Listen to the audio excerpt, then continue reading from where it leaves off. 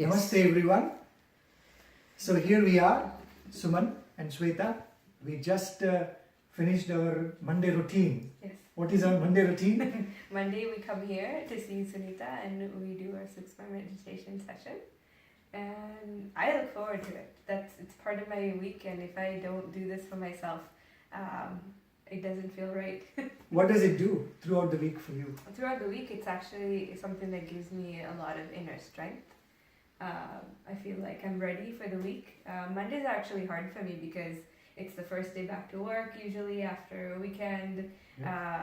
My daughter has classes and all these things, and sometimes I think, oh, maybe I'll just stay at home. But it's very important for me to come here because it gives me a brand new burst of energy for the rest of the week when I do come here. And I see every time before class and after class, the twinkle in your eyes, the glow in your face. These are all add-ons, right? Yes. You know, my friends. Anybody who comes here, the first thing that you will notice, no matter what, is that spark in the face, the twinkle in the eyes, and the glow. The perfect anti-aging cream. What do you say? Yes, and I Being think, a woman. yeah, and I also think that from that point of view, I think other people in my family also notice too, because my husband, obviously, he is with my daughter right now, but he never says, oh, don't go. He says, please go. They want us to be glowing, right? Yeah. Everyone wants us to be glowing. No, absolutely. I hear the same remarks. I've been for the last 11 years at work, you know, a lot of my friends, they used to say, Suman, can we pack you in a bottle and take home, right? Because everybody feels it. It's not like that you can contain it, right? It's a vibration, like as Master always says. See, we see this physical body, but this is not really physical body. Behind this is all the energy system that's working. So this energy is everywhere, omnipresent, omnipotent, omniscient. So wherever we carry with this energy, it vibrates and it resonates, and then people can feel it. So no wonder your family, at work, every place, we see the impact in many dimensions. So in fact, we're talking about work. You know, in the world today, it's all about winning. Everybody's like, I want to be a winner, right? Everybody wants to achieve something. What is your perspective on winning and how Sookshma helps in winning? Well, the concept of winning itself, I think, since I came to Sookshma, has changed for me. Because I always used to think of winning as something that's outside myself, like, oh, here's something that I should do, and then when I attain it, then I have won something. It's like maybe in a video game, like you're leveling up. But since coming to Sookshma, I don't see it the same way, because you can level up in here. You don't have to do it out there. So inside. So inside, you can have these things that you win inside. And once you realize what those wins feel like, some of the things that we chase after in our outside world, all of a sudden, it becomes clear that they're not important. So then you're able to actually focus on the things that you really need to focus on.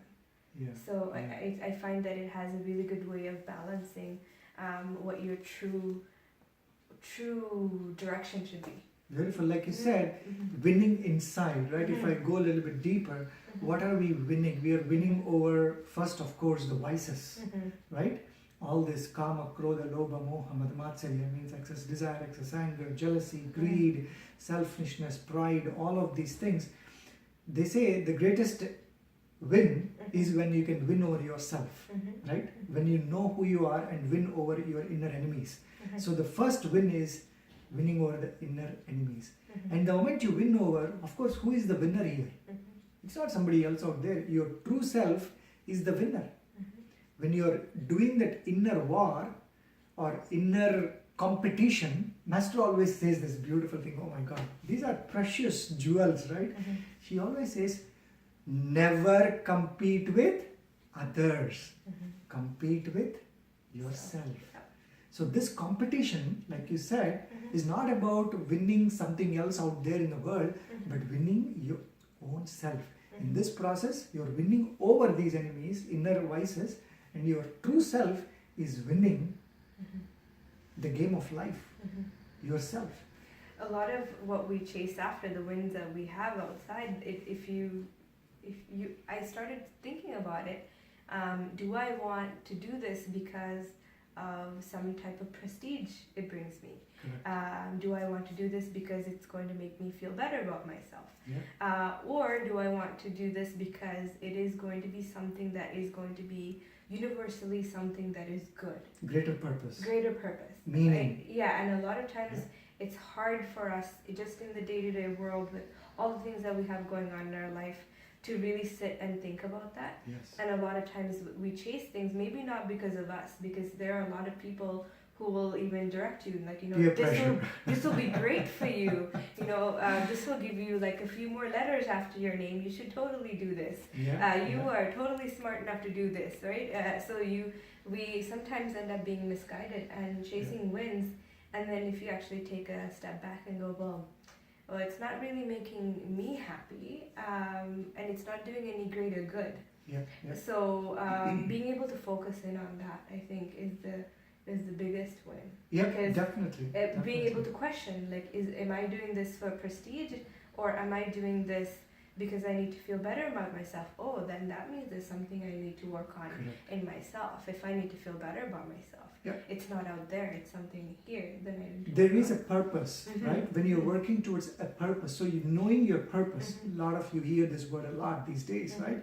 Once you realize the purpose of life and then work towards it, the external win, there is nothing wrong with it. Like you said, the problem is when you're trying to satisfy the momentary pleasures, momentary things, by covering up all these inner vices and then trying to just show it for the world, for the pomp and show, and trying to win over, that's never going to last, right? It's like building these fake walls and then trying to build a roof on that. Of course, the walls are weak, they're going to fall apart. So the external winning is also important. As Master always says, inner win, outer win. First, inner win, solid foundation is there, right? And now on that solid foundation, then you can build these walls. There is nothing wrong in making good money. There is nothing wrong in getting good degrees. But getting a degree with a purpose, not because, okay, if I get that degree, I'll make more money so that I can have a more luxurious life and save for generations to come. No. Because that will ultimately not make you happy. Exactly. And whereas if it comes from somewhere inside where you're already fulfilled, and you're doing this because this is something that you see a more greater intention for, and there is a bigger plan behind it, then it's going to be way more fulfilling. And you talked about happiness, and that is one of the things that we actually gain in Sookshma. The second thing we always talk about is the fullness, wellness, fullness and oneness. In Sookshma, what happens is your heart is filled with that bliss, heartful bliss. This is heartful meditation, right? Because your heart is like so full with that joy, you're not looking for that happiness, like you said, in the external win, where your false ego or the false identification or false prestige is trying to win.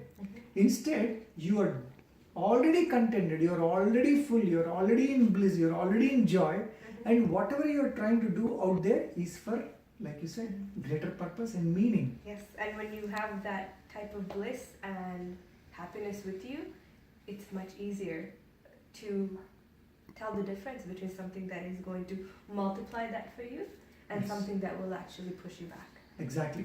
And no matter what hurdles we get in that outer work that we do, no matter how many blockages and hurdles we get, we don't even see them as blockages. We see them as opportunities to grow.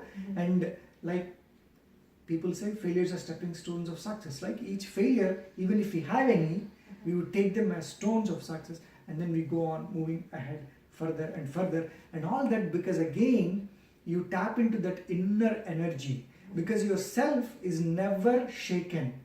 It's so solid, your pure self is so solid that it is never shaken. So obviously, no matter what hurdles, no matter how many blockages, I've seen people who come to Master Sunita, and including yourself, you wanted to study, right, do higher education, right? And initially you were like thinking, oh, should I do this, should I do that? And of course you accomplished what you wanted to accomplish. I myself, when I actually came to Master, I was really passionate about filmmaking.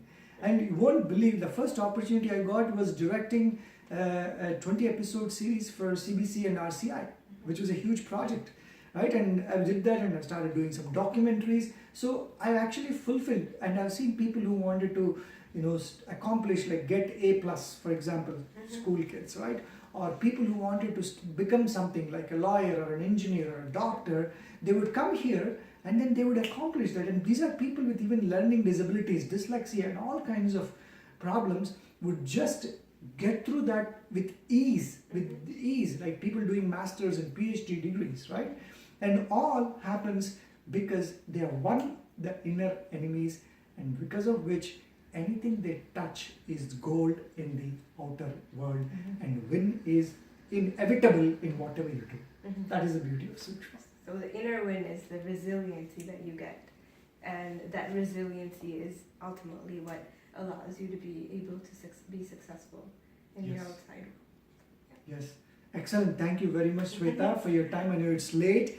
Friends, we are hoping to start a series of these discussions which are practical, which are useful for you all on a day-to-day basis. Of course, directly from here in the Sookshma Center with the Sookshma vibrations of an ancient master who's been guiding us in a phenomenal way for greater purpose and meaning, so that we become selfless, for doing more for the humanity and inspiring millions more through this Sookshma, subtle, beautiful work. Thank you very much for your time. Thank you very much, Swetha. Thank you so much. Namaste.